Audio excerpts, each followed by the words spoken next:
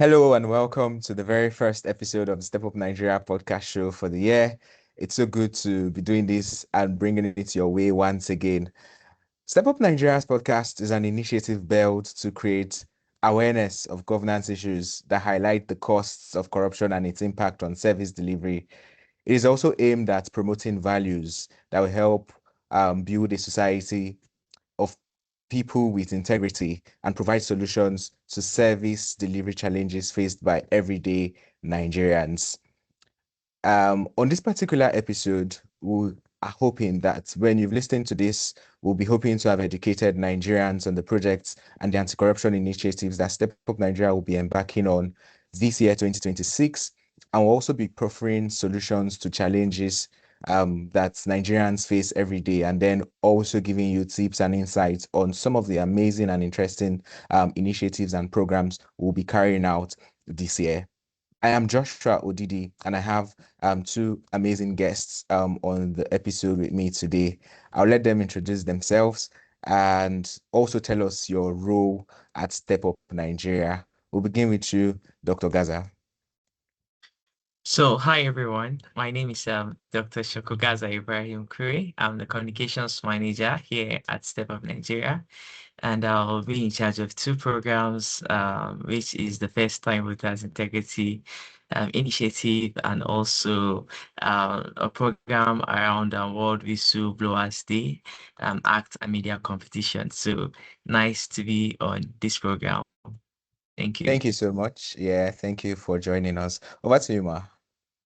Yeah, hello everyone. Good morning, good afternoon, good evening for whenever you listen to this. My name is Fermi Ioda and I'm Director of Programs for Step Up Nigeria. Good to be back here. I'm looking forward to everything 2026 has in store. Thank you for sharing all of that. Now let's get into the meat of the conversation. Let's talk about 2026. Today's episode is actually titled Looking Ahead, Step Up Nigeria in 2026. And on this episode, we're having an important conversation about vision, strategy, and impact at Step Up Nigeria. And to set the tone for our conversation today, we'll be starting with you, Fermi, and I'm asking what kind of year should stakeholders expect at Step Up Nigeria? What new programs and even perhaps existing initiatives are on the card for us this year, 2026?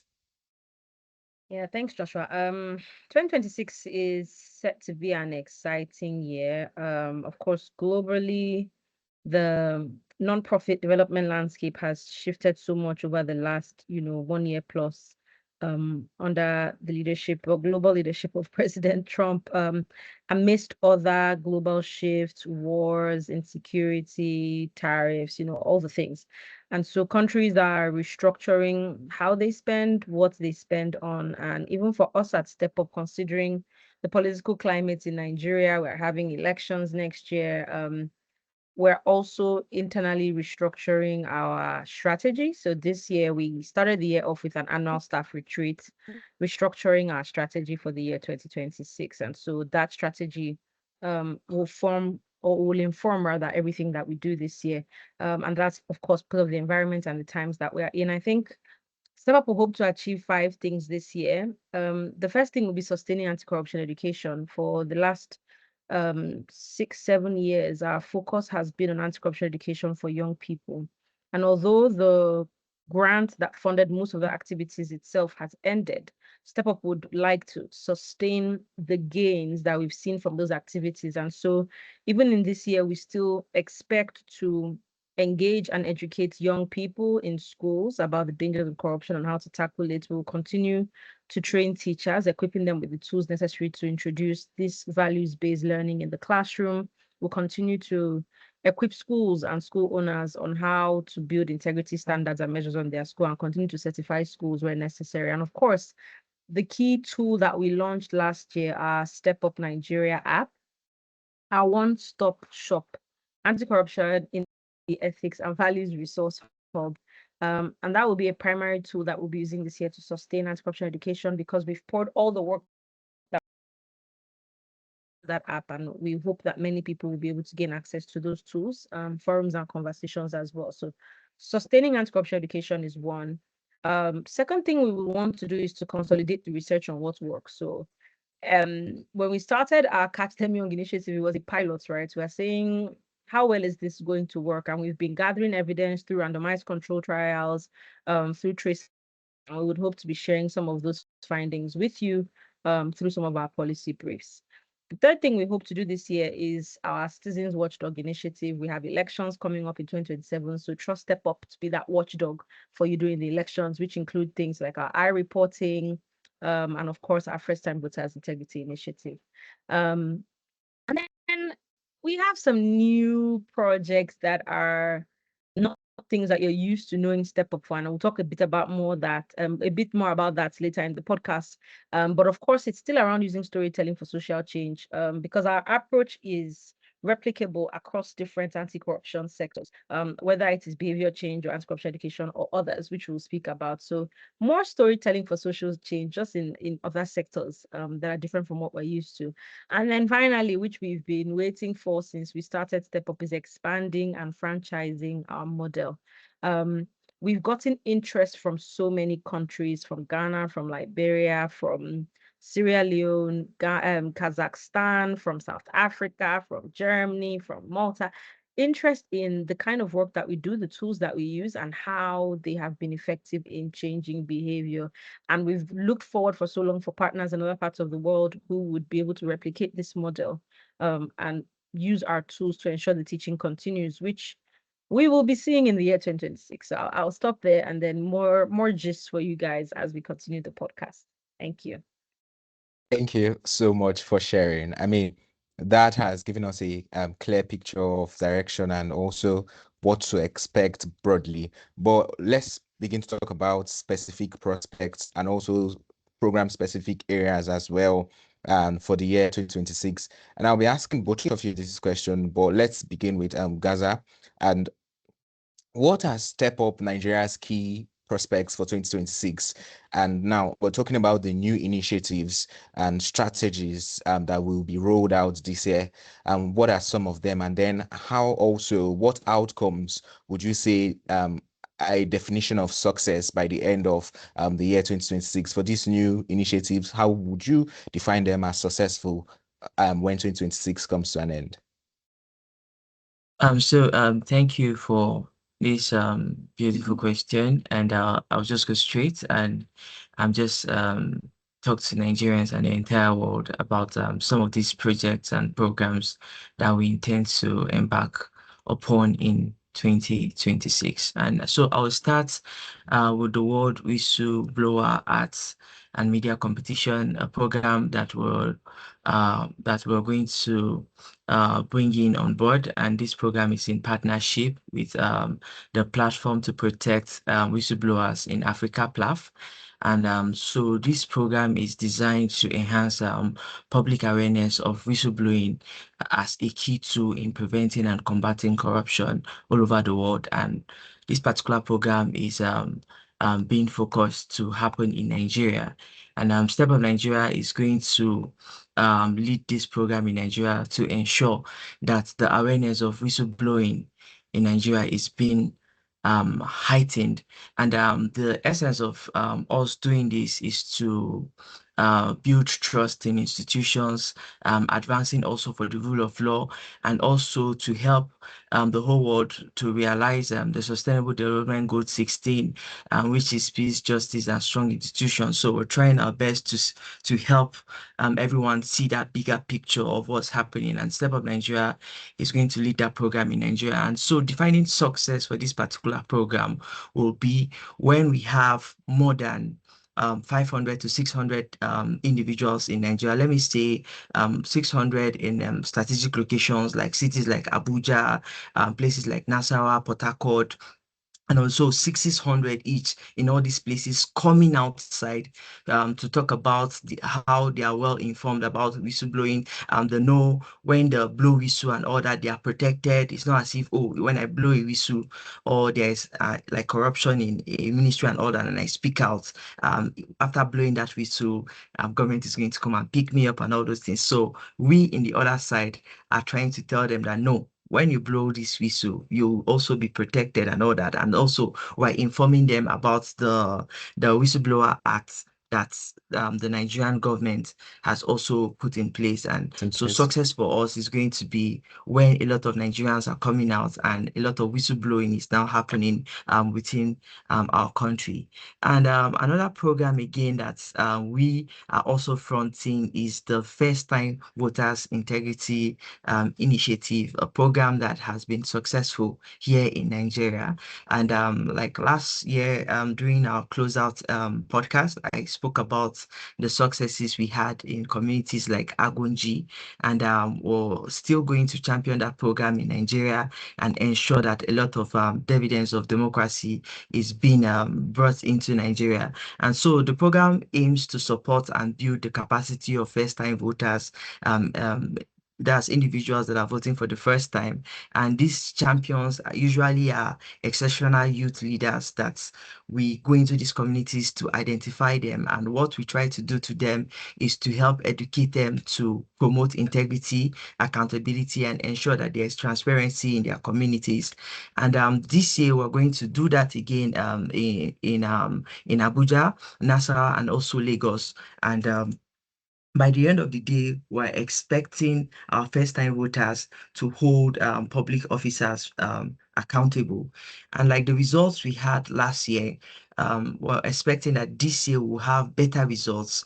And I know by the end of the program, we're going to garner all these results and we'll come out to tell Nigerians what we've been able to achieve. So that is just what I can say in relation to the SCVVI program and also the World Whistleblowers program for now. Thank you, Joshua. Thank you. Thank you so much. I mean, they both sound really interesting, especially for the World Whistleblower art and media competition. I mean, it's basically just like you said, using art and storytelling, holding government to account, and even when you talked about the FTVI, that's the first time voters initiative, is also a good way to also empower young Nigerians or Nigerians generally, citizens who are voting for the very first time, not to sell their votes and to be aware of that. And it's really, really good that Step Up Nigeria is doing something around that line. Let's hear your thoughts, Fermi, on this same particular prospects for Step Up Nigeria in 2026. Yeah. So, like Gaza has said, I think two exciting things already have been shared. One, which is completely new, we're delving into the world of whistleblower and whistleblower protection, and we're excited to see, what comes out of that. Something else that is new that we're doing, like I mentioned, we're expanding to other parts of the country. And this year, we're excited to share that we will be expanding our anti-corruption education tools to use to teach ethics in another country in West Africa. We're going to keep on that information until we make the official announcements to protect our donors. But just excited to let you know that we would be launching a project ethics in another West African country this year. And that project is to equip young people again in West Africa with knowledge, with tools to choose integrity, to act ethically, and to act against corruption. And we also had partners reach out to us this year for partnership conversations in Germany, in South Africa, in Malta, as well as other countries. And so we hope to have more franchising. Like we shared, I think last year, we had interest from a colleague in Kazakhstan who had translated our storybook answer speech into Kazakh and had shared about 300 copies of the books to children in Kazakhstan in schools. So we still have that partnership and hoping to have a franchised model of our engagement style and tools in Kazakhstan as well this year. For us, success will look like integrity education being adopted and adapted and sustained in new countries outside Nigeria. And this will be through structured partnerships and, of course, scalable frameworks. So that more countries will adapt, adopt, and sustain anti-corruption education and ethical teaching across Nigeria, West Africa, and the world.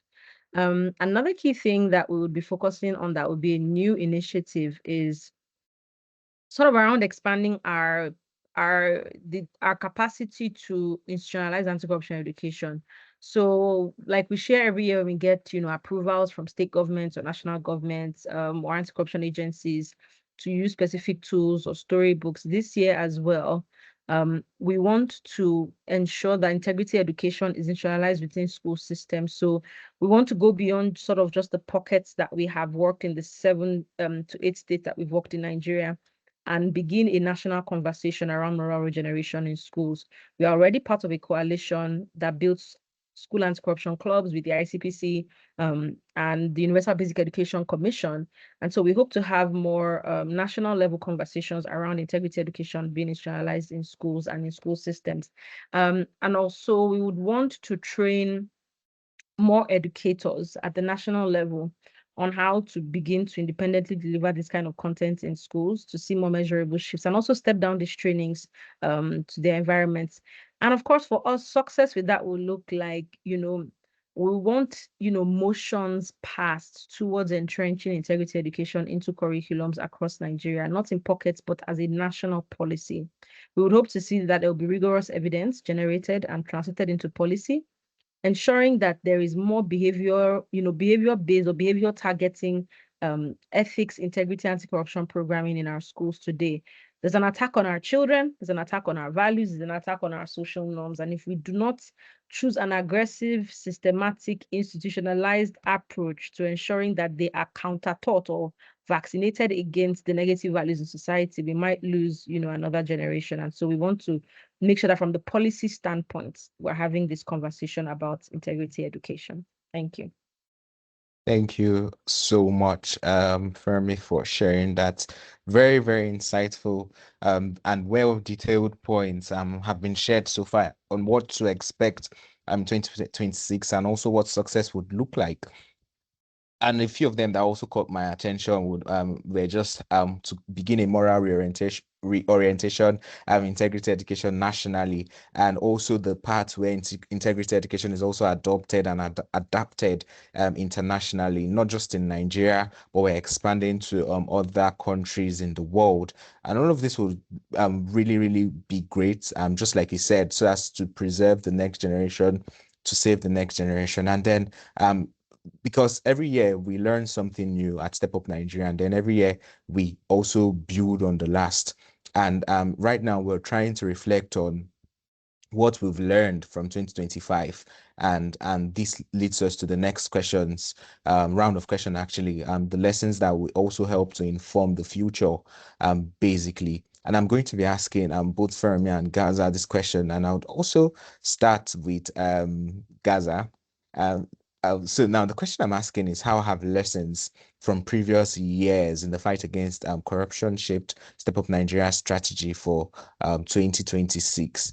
And just basically um the lessons from previous years, how has it shaped us for 2026, and how will these insights influence our program design and implementation going forward? Okay, thank you for that.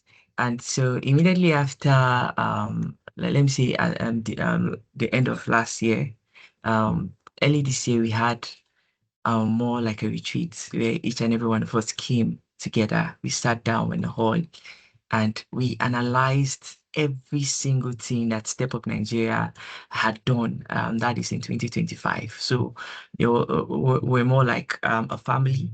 So we came down, we looked at the program, worked, what didn't work, and what strategies in the previous year worked better, and what were the reasons why those particular programs or strategy, and why did they really, really work. And so as an organization, after looking at all those things, we had to come back and plan. And during the course of our planning, we actually listed out things and also we also said, okay, this program worked here, this one did not work here. So what can we do better Yeah. as an organization? And looking at that and looking at the programs that we have been able to carry out in 2025, and let me say from 2018 to 2025, you see that we've been able to see that when we show, and when I say show, it's the results that we've been able to obtain from those programs. Then we also see that when we educate these young people and when we empower them, I'm telling you, we usually will see a lot of changes. And like from Agunji, we came into Agunji, we informed the elders, we educated them, we empowered them, built their capacity and all that. And there was a lot of results. And so the team came back and said, okay, let's look at all other programs that we've been able to do. And you bear me witness that over the past years, our Catch Them Young initiative and a distribution of over more than 16,000 books that Step Up Nigeria has been able to do has actually changed the behavior of most of the young citizens in Nigeria. And for us to complement that and also sustain that and also improve that program, our digital tool that we have made, that is the Step Up app, Mobile app. is something that we're going to utilize and use in this 2026. And so you see programs like the FTVVI, our app is now something that we're going to add to it. I don't know if you get what I'm saying, which is going to improve the FTVVI program. So we'll have stands where people can report issues. People can go into the app and read about some how to do better in their communities, how to ask their leaders to serve them better and all that, and how to hold their public servants more accountable and all that. So we've done the brain work, we have done the foundational work for 2026. And what we did is, like I said, like we looked back and also analyzed all the things that we've done. So 2026 is going to be better. 2026 is going to be we'll be cultivating a lot of results at the end of 2026 because of these particular things that we've done. And so let's expect more results from Step Up Nigeria by the end of the year. So thank you, Joshua. And Femi Thank can, you. yes, Yeah, thank you. Over to you. Um, Thank you, Gaza, and thank you, Joshua. I think for lessons learned that are informing our future, like Gaza had mentioned, we sort of have been running a pilot for the first 5 years of our anti-corruption education for social change project. And so now picking from lessons from previous projects, we've learned that awareness alone does not change corruption. You know, it does not just telling people that corruption is bad, oh, don't steal, oh, don't be the traffic light, oh, don't bribe, etc. That's not sufficient to change behavior. What we've learned through our approaches is that changing social norms is what will help us change the behaviors around corruption, right? So instead of just telling people corruption is bad, corruption is wrong, what we're doing is designing programs that actually shape values and belief systems early on, especially at the school level, and that can help us create pathways for action, right? So we've also learned that sustainability comes from institutionalization, and that's why I mentioned sustained anti-corruption education this year and also institutionalizing the teaching.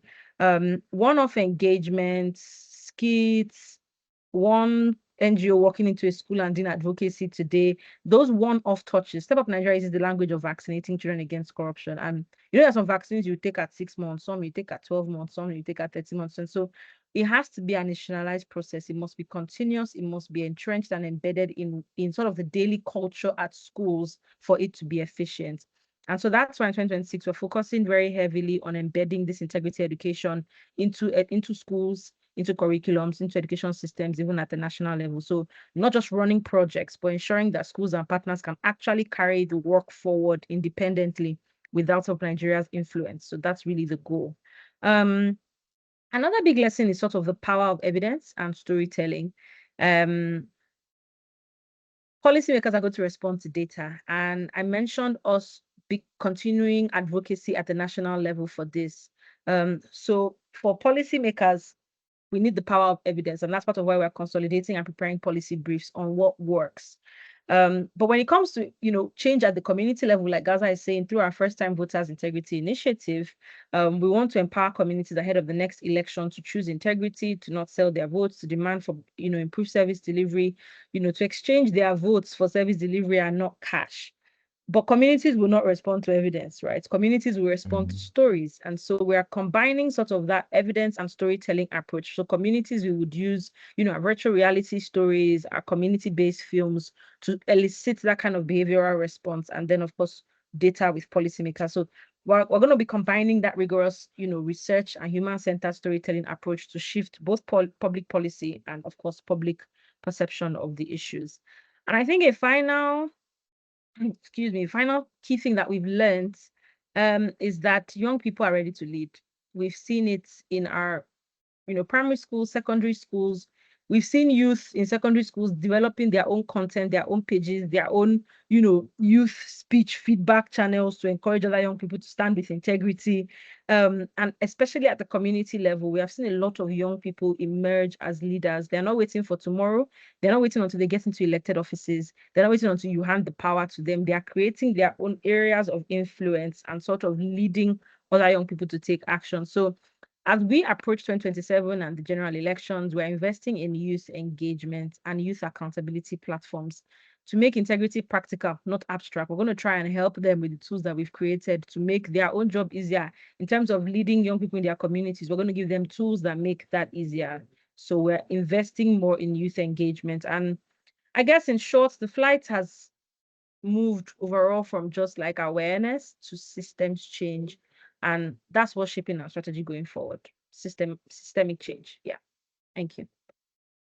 Thank you. Thank you so much to the both of you for sharing these lessons. I mean, the learning mindset is really, really powerful. And then these lessons just also shows us that change is constant. And then this change that these lessons have also made us want to change, to try out new things, and also for the betterment of Nigeria and even for young people as well.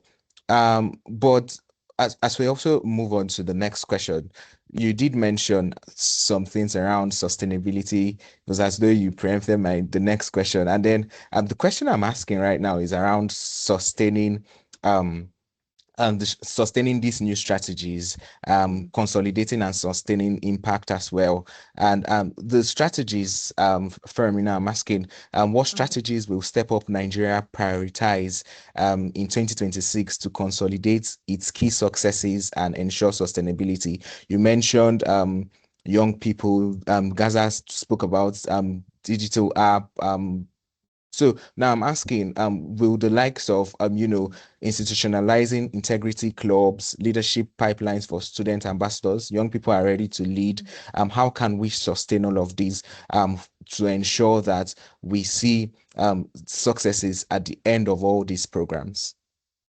Thank you. And I think I have sort of alluded to it in past questions, but um, which is why I said we're prioritizing institutionalization this year, and that means embedding integrity into like active curriculums, active teaching into the Mm, school system, building a culture around academic integrity, admissions integrity, codes of conduct of ethics for parents, for teachers, for students. All of that will matter when it comes down to how we are, strengthening that system. And like you've mentioned, at the school level, we are already part of a coalition with anti-corruption agencies and education agencies on school anti-corruption clubs. And that will be a strong sort of approach that we use going forward in institutionalization, ensuring that schools have clubs that can carry on this activity, embedding that in the curriculum itself. But also, like I said, the idea is for Step Up doesn't need to be physically present for some of these activities to continue. So we need teachers, school leaders, education authorities to own the process. That way the impact actually lasts for a long time. And so it will be sort of giving them the tools and then training them to take ownership to continue the process, without us. But of course, this year we would still be doing randomized control trials because we are consolidating evidence. And we're still going to be testing, what shifts, what's new, what's changing, in children's behavior, what's changing in their mindsets, what's trending in, behavioral science for them even now.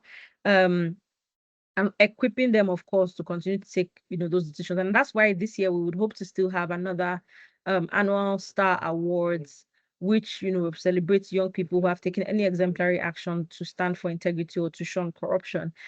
Because we have seen that those who have been rewarded for positive behavior have gone on not just to continue in positive behavior, but to inspire others to do the same. And that's something we'll continue to do. Like you said, around youth leadership, and we did have a fellowship program that we did last year.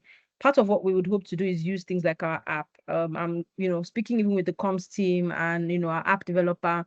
There's a forum, like a chat forum function on the app where, topics can be posted and app users can put their feedback. It will be useful for our previous set of fellows to be onboarded on that, begin engaging community conversations. How were you able to achieve this in your community? And then let Nigerians who use the app learn from those approaches and replicate it. But that way, the youth are leading and driving the conversation, not step up. We're only giving them a platform, to have that sort of peer learning and peer exchange. And of course, we want to expand our partnerships. We can't institutionalize without partnerships, both locally, in the states at the federal level in Nigeria, but also internationally. We need funding support and we need partners who are aligned with our vision and who are willing to pursue the vision with us. So our model has to be something that others can adopt, others can be interested in, sponsoring, investing in widely, and also that local stakeholders also have a buy-in to continue to partner with us. So I think finally, just to say, really, sustainability for us is continuing using our model. So storytelling, evidence-based research, institutionalization, all towards sustainability. And humanizing accountability, right? Humanize, put a face to it. And that's why we use stories. So when people see themselves in a story, they are more likely to take it personally and take that action. So really, we are just this year in 2026, we just want to deepen what we know already works, embed that into systems, and then ensure that integrity becomes part of the culture, not just merely a campaign. Thank you. All right, thank you. So right now we're about to just as we look toward 2026, your final thoughts or call to action. What would you like to leave students, educators, partners, and supporters? What would you like for them to take away from this episode, or even parents as well? What would you like for them to take away from this episode, Gaza? Fighting against corruption isn't won by punishment alone. So it demands that we build values early in our homes, in our schools, and in our community.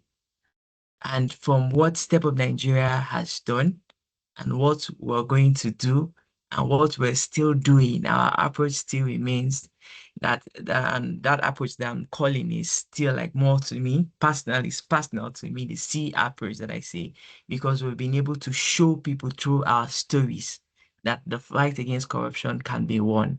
We have educated individuals using our storybooks and our visual cams. And we have also empowered youth to lead their communities, and that has proven to be cost effective and sustainable. And so we have also learned that celebrating champions using our ACS awards, fostering partnership, and the evidence-based programs that we've been holding, we've seen that they have lasting impacts. So we're telling the general public that they should continue to partner with us, and when we continue what we're doing, the results that we're yearning for and that better Nigeria that we want is achievable, and we'll see it at the end of the day. Thank you. Thank you. Thank you so much. How about you, Fermi? Your final words to our listener. Yeah. Final words to our listeners, but also sort of like program directors' remarks to our partners. As we look toward 2026, and it is tough times, as a country, as a nation, and also just the development sector as well, my message is really like, more and more, integrity cannot just be the responsibility of, anti-corruption agencies or NGOs. It's not someone else's responsibility. It's all of our responsibility. And so all of us sort of collectively have to own the areas where we can take a stand, where we can speak up, where we can shun corruption, where we can encourage others to do the right thing, where we can set an example and sort of take ownership of the process to say I'm the one who has to have integrity for others to have it too. To our students, our educators, values matter. You know this, and the choices that you make today will shape Nigeria that we'll all live in tomorrow. So you matter, your values matter, your actions matter. So don't underestimate, the power of small acts of honesty, of integrity and courage, and how that ripples effect into the larger society. To our partners who have supported us over the years, the Nigerian Youth Futures Fund, the MacArthur Foundation, the UNODC, we would like to say a really, really big thank you. Palladium and USAID Scale as well. Thank you for believing in us, in our work. Thank you for believing that behavior change is possible and storytelling is an effective tool. We hope that we can still partner with some of you this year, but also open to new partners as well. And we hope that we can sustain this anti-corruption work. It's going to take patience and evidence and more collaboration from you. So this is a call to partners as well. Please reach out to Step Up. Please donate. Please support the work that we are doing. And I guess to the rest of our listeners, thank you for following us all these years, for joining us in 2026 as well. Integrity is contagious, so please catch the bug as it's going around. When one person stands up for what is right, it shifts the norm. So we have the right to change what the norm is, and we can do it if we come together to transform our society. So I hope we can do that together this year. Thank you. Thank you so much for those very, very powerful words. Thank you as well to our listener for listening to this particular episode. Thank you, everyone.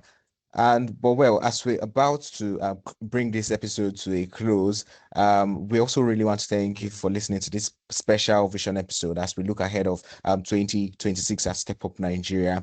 We also want to inform you, just in the words of Gaza and also Fermi, that fighting against corruption isn't won by punishment alone. And it is won when we build values early enough at homes, in schools, and even in our communities. And also, values matter. And do not forget that. I mean, very interesting, powerful words. If we run with this, you know that values matters. And then the choice we make today will definitely shape our tomorrow. So do not compromise. Neither should you sell your tomorrow for today. So thank you so much to everyone who has listened. We encourage you to follow us, engage and amplify conversations around integrity, as well. Stay connected with Step Up Nigeria across our social media platforms. You can also do well to share this episode, tag us on all our social media handles. You can find us on LinkedIn at Step Up for Social Development and Empowerment in Nigeria, and on X, which is formerly Twitter, we are at step_up_Nigeria. And on Instagram, we are also at step_up_Nigeria. And then finally on Facebook, you can find us at Step Up Nigeria. Thank you so much. Until next time, stay informed, stay engaged, and always step up for Nigeria. My name is Joshua Odidi. Thank you, Fermi. Thank you, Gaza. Bye.